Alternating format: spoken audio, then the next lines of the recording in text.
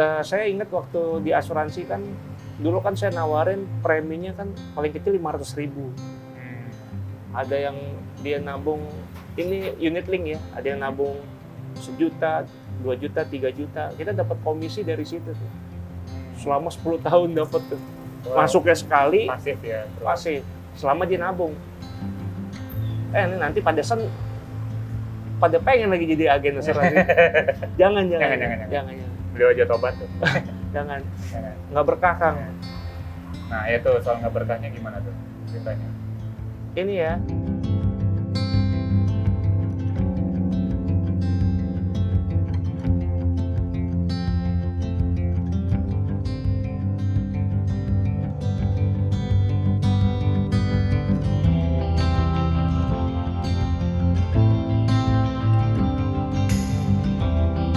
Hampir tiap tahun keluarga saya pasti ada yang dirawat rumah sakit. Mahal gitu ya, bayar jutaan gitu ya. Ini di cover, tapi sakit enak. 2 minggu sakit kita dirawat.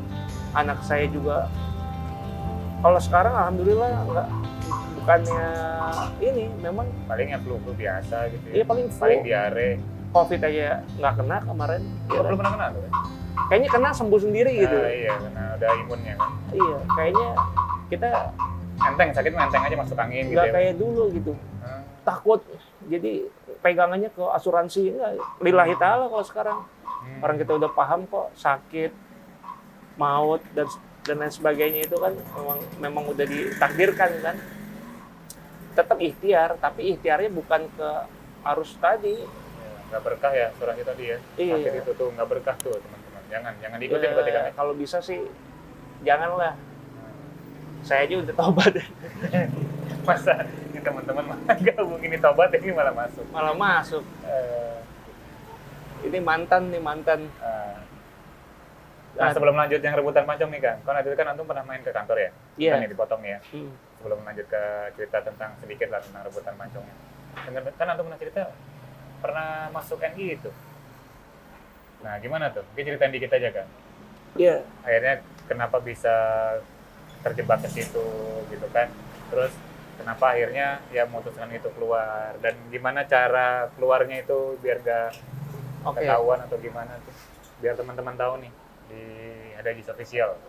Jadi di tahun 2007 itu saya masih usia 20-an kayaknya ya.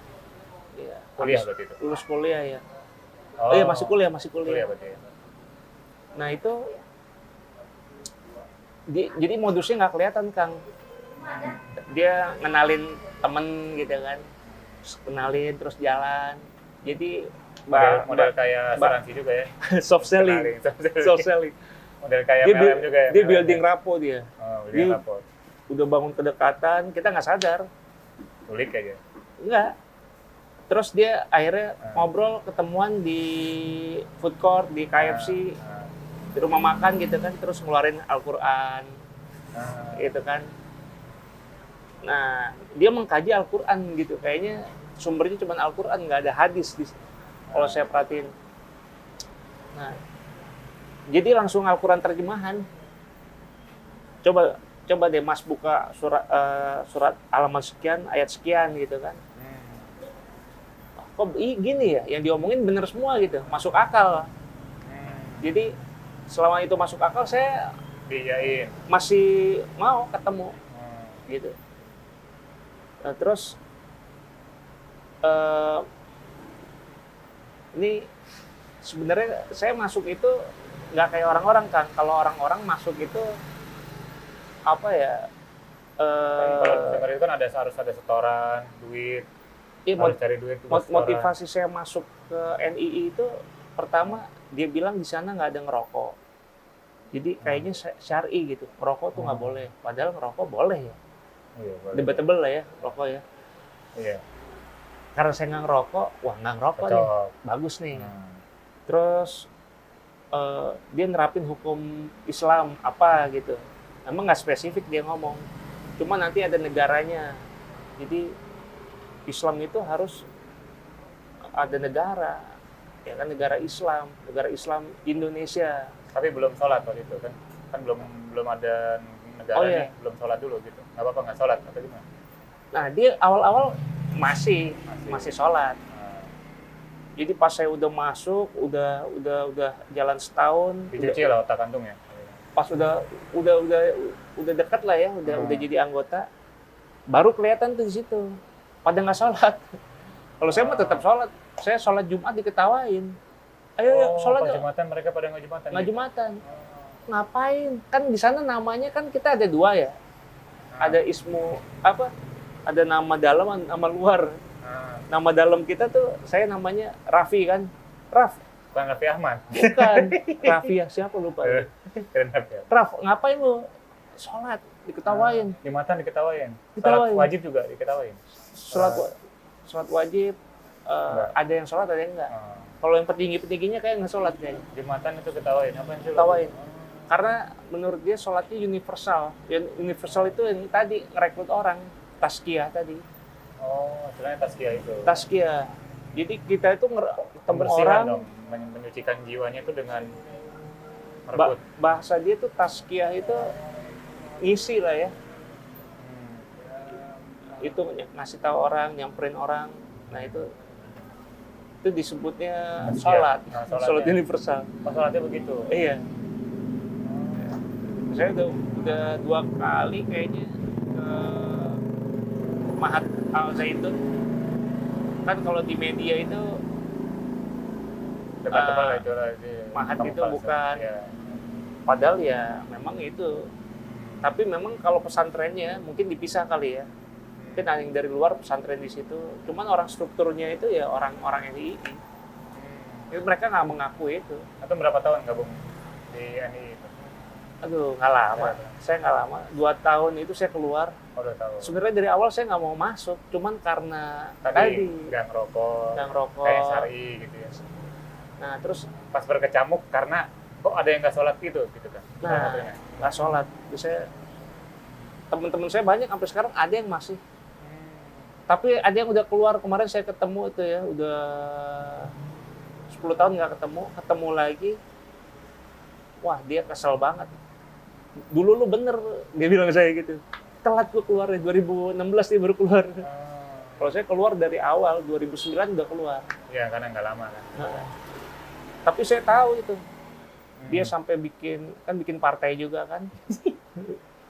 Pas di NI itu. Dia bikin di partai juga. terus kita jadi apa tuh, masuk ke dunia politik lah dia tuh. Nah. Namanya partai itu Republikan kalau nggak salah. Jadi ke dapil-dapilnya, saya jadi saksi, jadi tahu tuh. Nyoblos, nyari suara lah dia. Tapi cuma berapa persen. Nggak ada pengikut, nggak ada yang Akhirnya kan juga nggak lolos lagi kalau nggak salah ya partai itu ya. nggak lolos. Nggak lolos lagi. Ada 42 berapa puluh partai waktu itu di 2009. Tersingkir dengan sendirinya. Iya. Memang proses pencarian sih. Jadi teman-teman bersyukur banget ya kalau yang ada yang ngajakin ngaji gitu kan. Kayak Kang Ajis. Ini luar biasa gitu. Kalau kita tahu kajian-kajian yang diadakan beliau itu, wah dari dulu aja ikut gitu. Karena dulu kan mungkin belum ada YouTube, internet belum bagus kali kan, jadi informasi Iya. agak kurang. Gitu Karena ya. kan nggak mungkin kita harus masuk akal kan, terus harus sesuai dengan dalil juga kan. Ini banyak yang saya temuin, saya pernah ngaji juga di mana ada di teman-teman di sini gitu kan, ngajiannya cuman yasinan gitu doang, kumpul-kumpul arisan, itu banyak tuh di kampung-kampung. Kita nggak nambah wawasannya, cuman ya udah ngikut aja ngaji, jikir, tapi nggak ada pemahaman yang kita dapat lagi gitu, nggak berkembang gitu. Kalau ngaji kan harus kritis juga, ini bener apa salah, ini halal apa haram gitu ya. Kayak tentang asuransi aja banyak juga kan yang tahu ya. nggak semua orang juga bilang itu haram katanya kan. Soal riba juga ya. Soal riba Jadi juga. antum kan main KPR ya. Iya, kalau di asuransi itu lengkap itu, ada ribanya, ada maisirnya, Ada gorornya. ada gorornya, lengkap lah. Tapi ada cacat akidah juga situ kan, karena nggak percaya tentang kehidupan berikutnya kan. Gitu kan. Karena ini istilahnya kan mendahului takdir dari Allah gitu. Ibaratnya kan gitu. Kalau asuransi kalau kan, asuransi dia enggak. Jadi gimana? mempersiapkan untuk si ahli waris yang dijual itu. Jadi kalau dia meninggal, ibaratnya saya pencari nafkah utama. Kalau di motor itu gear yang depan nih. Sepeda gear yang di depan. Kalau istri, anak itu gear yang di belakang kan. Kalau gear belakang rusak masih jalan ini kan, ekonomi kan. Kalau gear depannya rusak, Udah. stop semua nih kan, kasihan nih anak istri. Kalau ide ibu rumah tangga. Nah ini juga kalau saya perhatiin ya, dulu istri saya kan kerja ya. Saya juga pengen istri kerja gitu, ngebantu. Sebenarnya nggak ada yang salah dengan istri kerja. Tapi anak siapa yang ngedidik gitu? Coba. Iya. Di rumah kan. Maksudnya di rumah sama pembantu. Sama gitu ya. pembantu. Sama pengasuh gitu. Ya ini pilihan sih. Ada juga yang berhasil juga. Cuman secara nalar, memang pencari nafkah itu memang suami. Tanggung jawab ada di suami kan. Nah, nanti istri kalau support ya dia sifatnya support aja, bukannya utama gitu. Dia tugas utama ngedidik anak. Ya, anak saya sekarang alhamdulillah ntar lagi mau masuk pesantren di tempat di Bogor sana ya. Itu kalau nggak ngaji gitu kan nggak paham saya juga. Ya anak saya gimana masa depannya?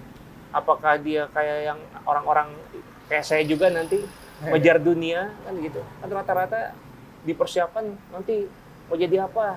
Iya. Dunia aja yang dipersiapkan. Kalau nyiapin kematian juga itu sesuatu Kematian yang orang di depan mata kok. Itu gimana? Ya kurang lebih itu yang saya pernah alami, Kang Ajis.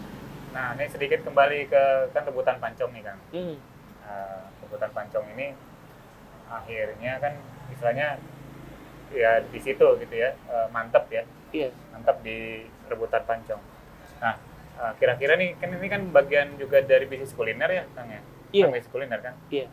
Nah, tips antum nih, kalau sebagai praktisi kuliner pas jalanin ya kuliner apapun lah gitu ya. Iya. Nah, kan ya pancong ini kan juga bagian dari kuliner. Iya. Ini tips buat teman-teman nih biar istiqomah konsisten gitu ya dengan bisnis kuliner, apalagi bagaimana juga jalankan bisnis itu juga yang harus syar'i itu. Iya. Itu yang biasa antum jalanin gimana? Ya, Juga perlu ada guru juga nggak untuk jalanin bisnis itu biar nggak mencong sana mencong sini. Nah ini Nah, kalau tipsnya gimana? yang pertama kan yang harus disiapin, ini udah banyak kali ya teman-teman tahu ya. Pertama mental sih. Mental entrepreneur itu sih Kang yang paling berat memang. Kalau ilmu tuh bisa dicari Kang. Mentor udah banyak banget. Iya, apalagi lah YouTube sekarang ya. Aduh, YouTube saya aja belajar di YouTube. Instagram ya. Cuman begitu kita praktek di lapangan, teori sama praktek beda. Betul.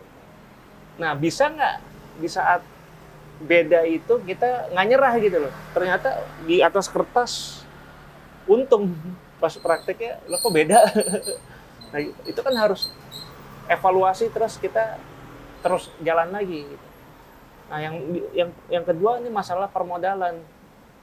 Kalau awal-awal nggak harus bagus dulu. Kalau awal-awal tuh yang penting produknya diterima sama masyarakat. Kalau kayak pancong ini kan termasuk produk yang marketnya kecil. Nggak semua orang suka pancong nih. Oh gitu ya. Iya, coba aja orang tua kita kasih, ini kan manis ya kan. Oh iya. Marketnya dia lebih ke remaja sebetulnya. Ya, Anak-anak SMP, kecil, SMA, SD. Termasuk saya juga udah nggak terlalu sering makan. Tapi pancong ini ngangenin memang. Kalau udah lagi pengen harus gitu. Memang di situ dia ada unsur ngangenin. Makanan buat healing juga kayaknya, buat healing. Buat healing. Buat healing. Healing. Makanan buat Jadi healing. nyari segmentasi pasarnya kalau bisa, kalau awal-awal ya harus yang luas. Misalnya kayak semua orang suka nasi goreng, nggak ada yang nggak suka kan. Nasi Padang, Tapi banyak orang main nasi goreng juga. Nah, disitulah Padang. butuh ilmu tadi, harus punya unique selling namanya. Unique selling proposition, kita bedanya di mana gitu. Kalau sama kayak dia, kita akhirnya apa? Jatuh-jatuhan harga. Biar laku, di promo. Nah, di situ nggak bagus juga buat cash flow-nya. Darahnya bisnis itu kan Iya, cash flow tadi. betul. Kalau pelornya habis buat promo Iya, gitu. pelurunya habis ya udah. Nah, terus teman-teman awal-awal kalau bisnis jangan pakai karyawan dulu. Harus terjun sendiri. Baru nanti udah 2 bulan, 3 bulan udah nguasain, baru bisa angkat karyawan ya kan? Chief Everything Officer ya. Iya, Jadi awal-awal semua dikerjain sini. Ya saya juga dulu gitu. harus gitu Pasang dong. spanduk, Iya. sebar flyer, Benar. terus datang perizinan, bawa surat, bikin suratnya, print surat. Buka toko, nutup toko, buka kantor, nutup kantor. Dari A sampai Z kita Iya, kerjain. kayak CEO kan, Chief Everything Officer. Nah, itu kan biasa kalau sama guru-guru yang udah ini kita diledekin CEO, Chief Everything Officer nggak apa-apa. Emang harus begitu. Awal-awal ya. Awal-awal. Iya. Nanti berkembang dengan sendirinya tuh. Jadi jangan kayak bangun rumah, pondasi dulu lah. Jangan langsung Ya, langsung tiang, jangan langsung atap. pusing gimana nanti furniture-nya gimana. Rumahnya dulu mau ditempatin dulu kan. Mungkin jalan dulu aja. Nah, itu masuk materinya kalau ke situ banyak yang bahas sih kalau menurut saya. Tapi yang paling penting itu permodalan kalau usaha. Kalau bisa pertama kalau punya motor jual motor. Kayak saya tuh dulu jual motor yang bisa saya jual tuh motor waktu itu. Jadi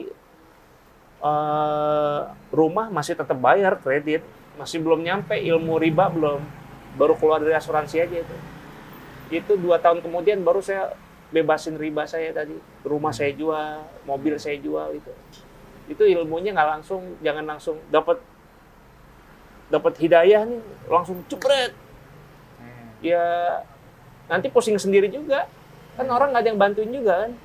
Misalnya kita pusing nih terus orang nggak ngebantuin juga. Gitu. Tetap kita yang jalanin kan. Maksudnya ngukur kemampuan teman-teman masing-masing aja. Tapi kalau bisa langsung jebret keluar dari riba langsung, wah lebih bagus. Tapi harus siapin tuh nafas buat setahun gimana. Buat makan nih gimana. Kan kayak gitu. Kalau udah punya anak, punya istri, udah anaknya sekolah, gimana kan harus dibayar. Ini banyak juga teman-teman yang katanya hijrah, dia nggak ada persiapan gitu kan. Langsung keluar aja. Keluar. Matanya pusing. Tapi nanti balik lagi. Gimana? Mendingan yang ada mending sih ya. Bagusnya set terus udah keluar gitu. Besoknya kalau sampai pas dia meninggal kan udah selamat. Ada artis hijrah pakai kerudung, udah gitu balik lagi. Ada tuh di YouTube kan. Banyak ya? Ada ya? Ada banyak juga sih. Makanya Jadi mental permodalan ya. ya mental yang nomor 1, bangun mental entrepreneur itu berarti harus apa? Bangun lingkungan, masuk ke lingkungan entrepreneur. Harus cari teman-teman sahabat kali ya, pengusaha juga. Kalau kuliner ketemu kuliner, bisa masuk ke asosiasi pengusaha juga kuliner, masuk di asosiasi. Nanti diajarin tuh, jadi promo asosiasi. Apa-apa. Asosiasi X lah gitu lah. Nah, tapi kok gambarnya muncul di sini ya? Nah, pokoknya biar nggak banyak kayak saya, nggak semua orang mentalnya kayak saya gitu, jatuh bangun lagi, jatuh bangun, nggak semua. Ada yang jatuh balik lagi kerja, tapi nggak apa-apa juga kalau dia mentalnya memang ternyata dia karyawan. Asal pas jatuh jangan balik lagi maksiat. Jangan maksiat. Itu yang bahaya. Kalau pengen jadi pengusaha beda lagi pembahasannya. Dia ya berarti kita nggak menyarankan dia jadi pegawai gitu. Tapi kalau dia mentalnya ternyata nggak kuat jadi pengusaha, ya udah. Ya nggak apa-apa juga. Nggak apa-apa. Asal jangan balik maksiat ya. Jangan maksiat. Soalnya saya ada saudara pas ketemu pas kemarin Lebaran, tadinya dia kerja, ngelihat orang usaha kok enak katanya. Ya kan? Saya kalau ngeliat orang usaha, akhirnya dia usaha buka, dia ambil franchise apa donat apa itu yang kopi itu yang wangi-wangi itu. Terus dia jalanin tuh. Dia udah keluar dari kerjaannya, Katanya pusing. pusing banget ya. Padahal nggak pakai karyawan, dia nyewa kios, dia yang jaga sendiri. Terus dia bilang, saya kalau ngeliat orang kerja enak banget ya. Baik lagi. Pengen kerja lagi, ya kan? Saya bilang, umur udah berapa Kang? Nah ini mentalnya belum siap dia jadi pengusaha. Akhirnya dia kayaknya balik lagi kayaknya. Pas dia ngejalanin, wah ternyata nggak simple ya, susah. Nah di situ kan butuhnya teman-teman pengusaha tadi yang ngebantu.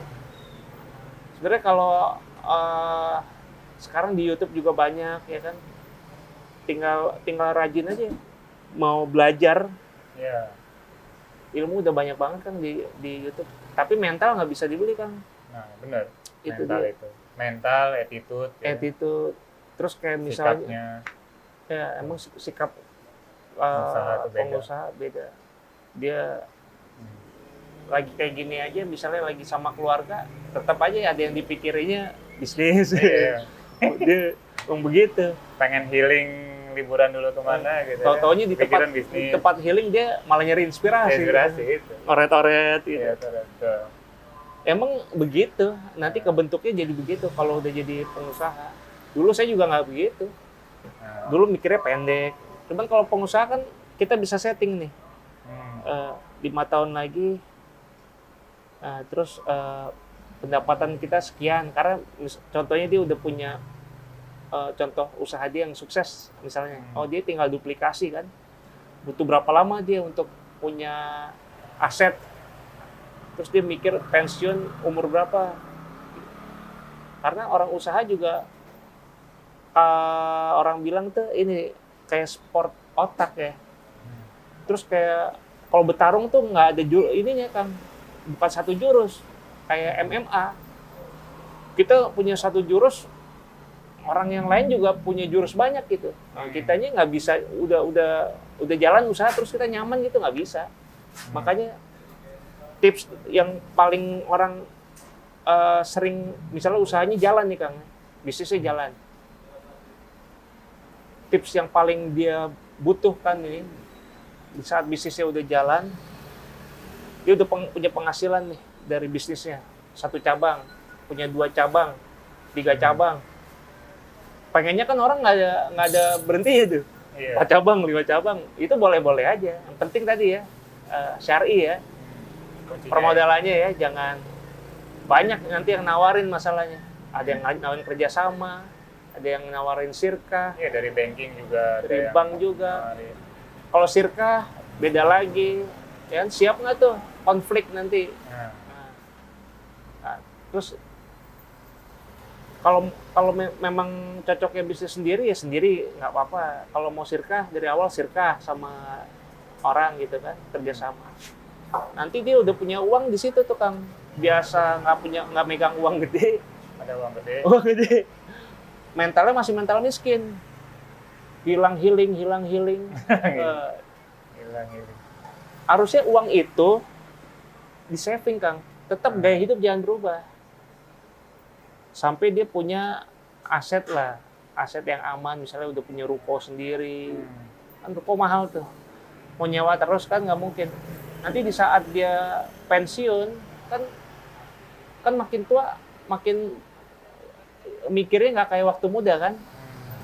Nah, paling nggak dia udah ada passive income lah dari ruko atau dari dia punya kontrakan atau bisnisnya juga kan. Nah bisnis itu kan nggak selalu kalau dia nggak maintain dengan baik kayak kemarin COVID, nah itu bisa drop gitu. Kalau nggak kuat banyak yang bangkrut gitu. Nah disitulah banyak pelajaran tuh teman-teman, harus melek finansial itu. Nah itu Melek finansial, melek ilmu yang bisnis dan lain-lain ya. Dan Pokoknya lain-lain. menunjang untuk ini. Nah teman-teman sahabat Meeting People semuanya nih tadi gado-gado tuh. iya, Kita inspirasi campur-campur. bisnisnya, ada tadi bisa dia Kang Rijal ini di asuransi ya kan, kemudian di NII, ya kan? Kemudian lagi gimana juga tips bisnis kuliner, rebutan pancong segala macam ya. Oke nih, terakhir nih buat Kang Rijal nih. Nah, ya Kang. Makasih banget udah ngasih banyak insight ya Iya. buat sahabat Amazing People semuanya. Nih banyak sekali insight yang bisa nih teman-teman bisa dapatkan, bisa serap, kemudian dipraktekkan. Purpose of life-nya antum kan, dan juga end of mind-nya. Jadi maksudnya, oke lah ini kan sebagai pengusaha kuliner, Iya. ending-nya itu mau gimana sih nanti dengan bisnis ini gitu. Iya. Nah, ini Bagaimana antum udah kesentuh dengan nilai-nilai keislaman yang bagaimana Islam menjadi pandangan hidup, aturan hidup, ya kan, Al-Quran sebagai pedoman, ya kan. Udah ketemu nih, nah Betul. maksudnya ending-nya nih dengan bisnis ini nih terhadap diri antum tuh nah, mau gimana tuh kan? Purpose of life jadi di bisnis akhirnya. memang dulu saya juga saya pikir bisnis itu akan selamanya sunrise gitu ya. Ternyata ada sunsetnya gitu. Jadi kita harus paham, nggak bisa kita sombong gitu teman-teman. Di saat kita bagus bisnisnya, nggak akan selalu bagus, nggak akan selalu bagus gitu. Harus sadarin itu dulu. Terus yang kedua, kalau yang dibilang purpose tujuan ya Kang ya, dari bisnis ini, akhirnya gimana? Akhirnya mau kayak gimana nanti? Nah, bisnis ini jangan dijadikan tujuan, akan kecewa Kang. Bisnis ini ya cuman buat alat aja, kendaraan aja. Ya. Kendaraan mau membantu kita Dapat ridho Allah. dapat ridha Allah tadi. Kendaraan buat ke surga ya. Kendaraan buat ke surga. Kendaraan amal soleh ya. Iya, itu.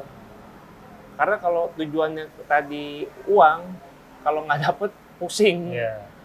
Apalagi kita udah ngalamin. Saya di kuliner nih udah jalan 7 tahun. 7 tahun itu saya pikir akan begini terus. Rame terus bisnisnya. Buka ada 6 cabang rame, saya pikir akan kayak gitu. 6 cabang rame-rame terus gitu. Ternyata dia ada yang sunset, ada kompetitor, ada yang lebih besar kompetitornya. Kita kalah di situ. Makanya harus spesifik milih bisnisnya. Tadi kalau main, saya kan pernah buka ayam kalau ayam geprek itu kan pemainnya banyak tuh. Nah begitu pemain gede masuk, kita kalah. Kalau pancong nih spesifik nih. Memang marketnya kecil, tapi saya tenang jalaninya. Orang kita hidup kan mau nyari tenang gitu. Yang saya cari sekarang sih ketenangan, ibadah sih kan nomor 1 ya. Kalau yang penting bisa mensupport ibadah, kita ibadah ritual ataupun ibadah muamalah gitu kan. Masya Allah, mantap nih teman-teman semuanya, inspirasinya ya dari Kang Rijal ya. Tadi terakhir yang saya tangkap, bisnis itu jangan dijadikan sebagai tujuan untuk sekedar keuntungan doang gitu Kang ya, bukan sekedar cuan, tapi juga itu jadikan kendaraan. Iya. Ya kan? Jadikan itu sebagai amal soleh ya, kendaraan berbuat baik ya kan, kendaraan untuk ke surga gitu kan, karena ya bisnis itu bisa membawa kita ke surga atau ke neraka ya, karena bisnis itu bukan sekedar untung rugi ya Kang ya. Betul. Tapi juga bagaimana juga bisnis itu jadi surga dan neraka buat kita. Nah, kita sebagai muslim maka jadikan bisnis itu sebagai surga buat kita. Nah, teman-teman semuanya, sahabat Amazing People ya, penonton di ADJis Official, insya Allah kita akan nanti dapatkan inspirasi yang lain ya dari praktisi-praktisi yang lain ya, pengusaha-pengusaha yang lain, ataupun juga nanti insight-insight yang akan saya berikan di dalam video ini ya, seputar dunia bisnis, manajemen, leadership ya, dan juga spiritual life. Pokoknya pantengin, jangan lupa subscribe, share ya sebanyak-banyaknya, agar juga banyak yang mendapatkan manfaat dan inspirasi dari konten-konten yang ada di channel ini.